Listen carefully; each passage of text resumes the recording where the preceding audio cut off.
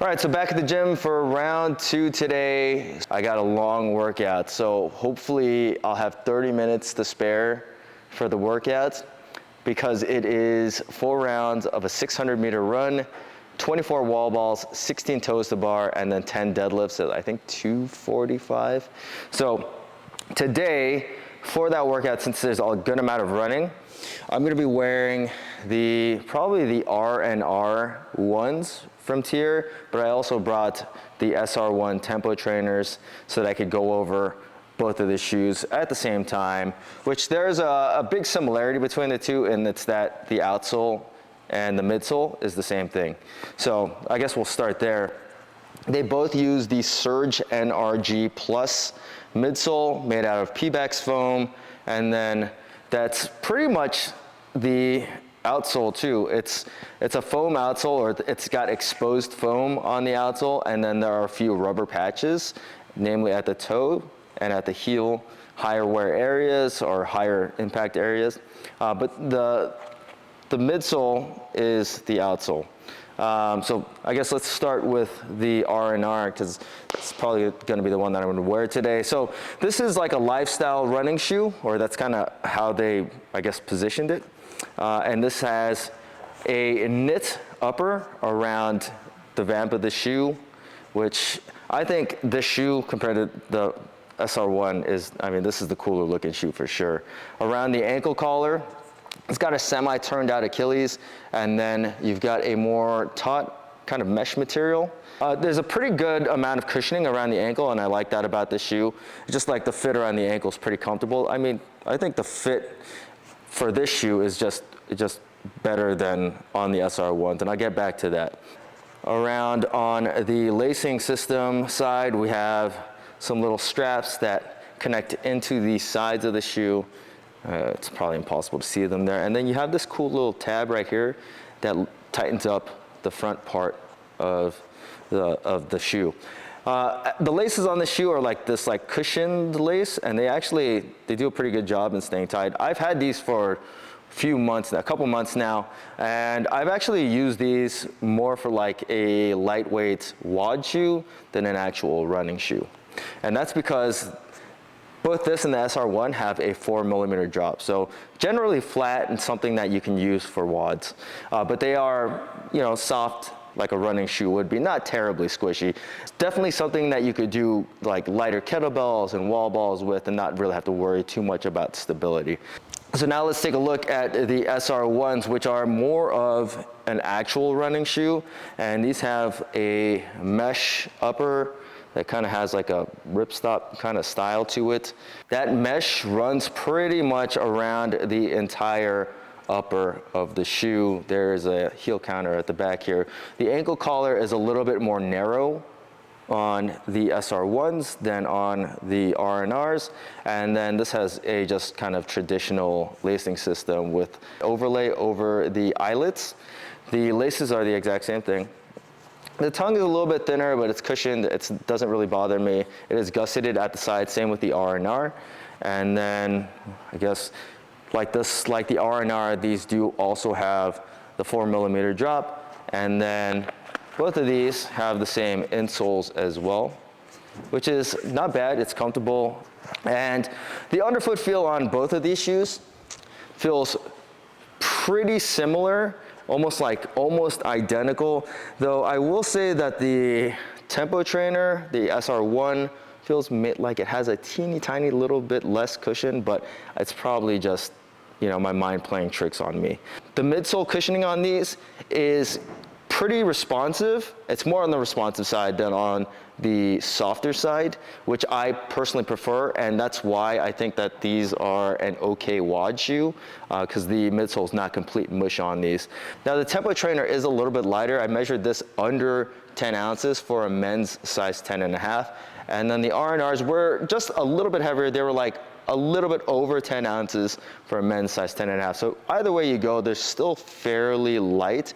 Now, when it comes to sizing, these both run small and narrow. The SR-1s are very small and narrow, and the RNRs are just, they're pretty narrow still, but they're just kind of small in general. So my toes on both of these shoes is right at the very front of the shoe. On the SR-1, the metatarsal room is pretty narrow, and though the upper feels like light, it feels like there's a little bit too much tension in that area for me, whereas the RNR is a little bit more relaxed in that area, and it fits a slight bit more wider, but it is still a fairly narrow shoe. I took these to Legoland, and I didn't try them on before I went, and I put them on, tried walking around, and immediately took them off because I just knew that I could not wear these for the entirety of the day. Since then, they've loosened up a little bit, but I would still say that these run small. So I would say you would want to size these up at least half a size from whatever you're wearing in your TYR shoes, which for me is the same thing as my Nike shoes. And I think that that is the right play. That's like a full size up from Reebok sizing. So like I said, I've used the RNR for some WODs already, and I think I'll be generally comfortable in them. But I've only done like a really short run in the SR-1s because they're so tight. It's hard for me to want to wear these. So definitely not going to be the shoe that I'm wearing today. I'm going to be wearing the RNRs because I know that it's something that I can at least get through a workout in. But either way, let's get this thing rolling because I am running short on time. Okay, no real time to warm up, so I'm going to get going. Yeah, 4 rounds, 600 meter run, 24 wall balls, 16 toes to bar, and then 10 deadlifts at 245. Hopefully I finish in time.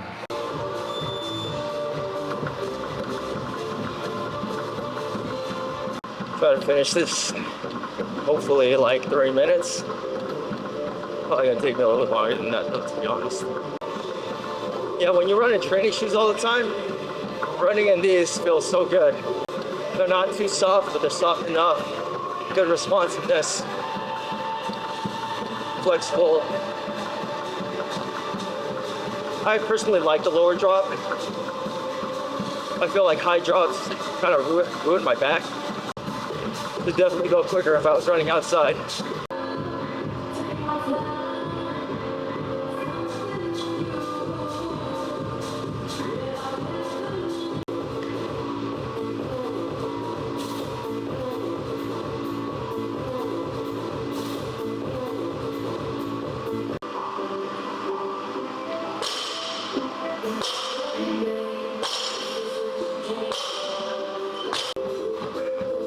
Vegas is catching up to me now.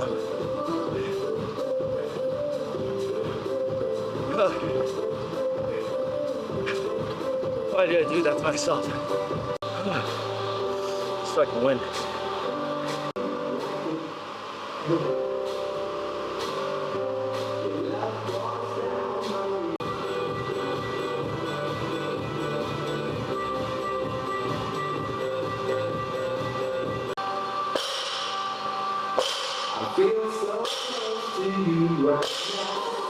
Switch shoes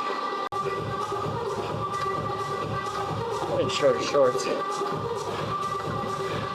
Send me some Speedos here. I'll work out in them. It's definitely a little more narrow. I'm slow running up.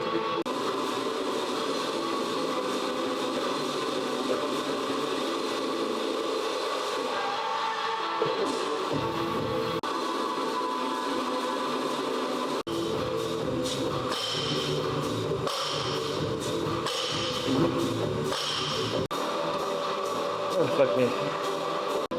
Gotta cut it close.